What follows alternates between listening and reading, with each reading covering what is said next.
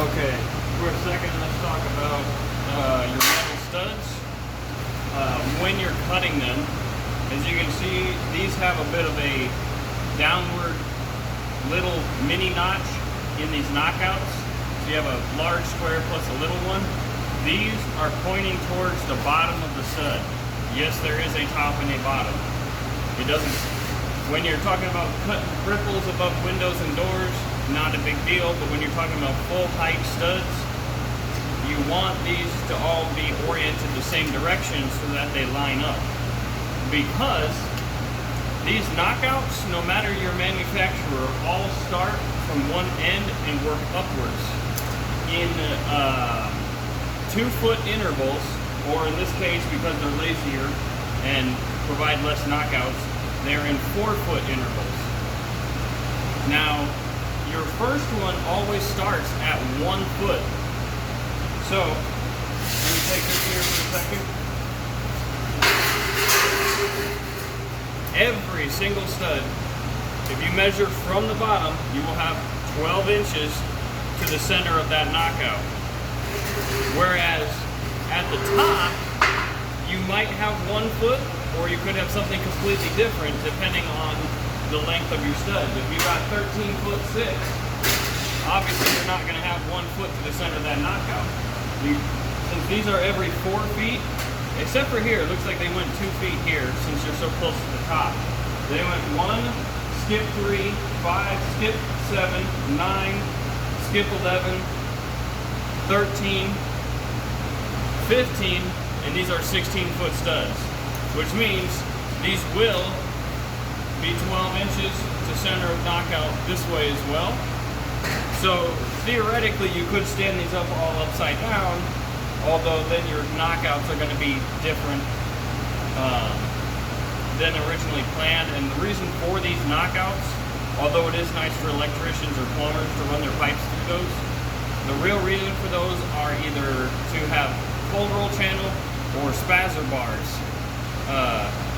for essentially the same function as blocking the walls in residential.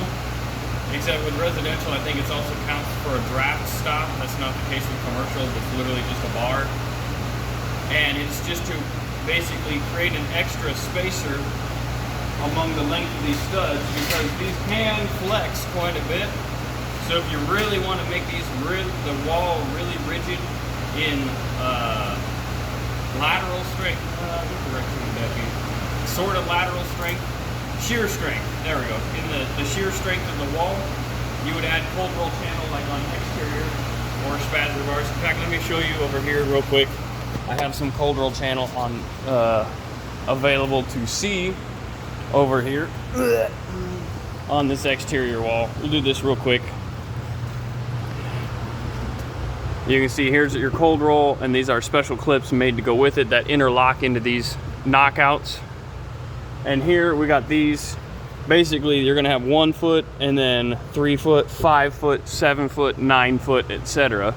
But these are a little off due to some weird shit that we ended up having to do with this situation. But basically, you're supposed to have cold roll about every 4 feet on exterior walls, and this creates a shear strength ability, because now you have a pivot point there, but also here and at the top. So it's not just top and bottom. You now have 4 points that wall has to try to shear at on every single stud. So it creates a immensely stronger wall assembly. Now, back to what I was getting to, sorry, on these. With these are 30 mil. The lighter version of 20 gauge, 3 5/8 inch and a quarter leg studs. These are pretty typical for most interior applications. Now, they cut fairly easy enough with snips. Now, there's a couple ways you can cut them. Personally, some are a little softer, like the metal itself is soft, but it's thick and so it's harder to cut and it's heavier, but it doesn't snap as easily. And I'll show you what I mean by that. This, on the other hand, this is a harder KSI, so so the metal is not as soft.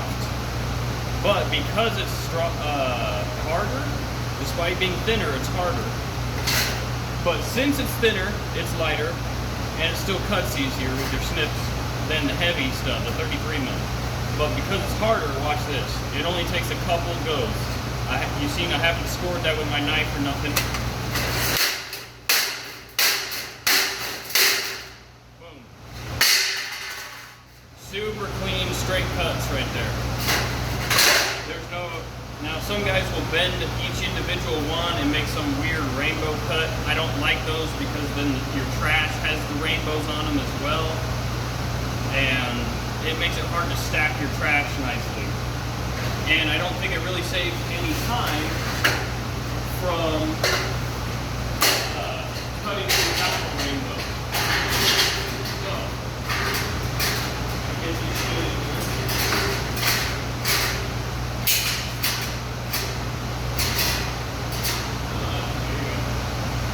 Alright.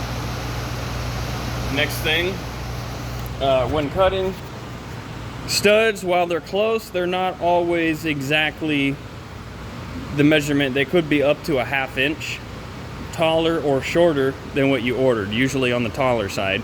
So if you're trying to make all of them exactly the same, you're not really going to want to measure from the top. You're going to want to measure from the bottom, but that's only if it's critical. Otherwise, you can kind of line them all up at the bottom, see how close they are. This should be okay to measure from the top back. Oops, I got a phone call, excuse me.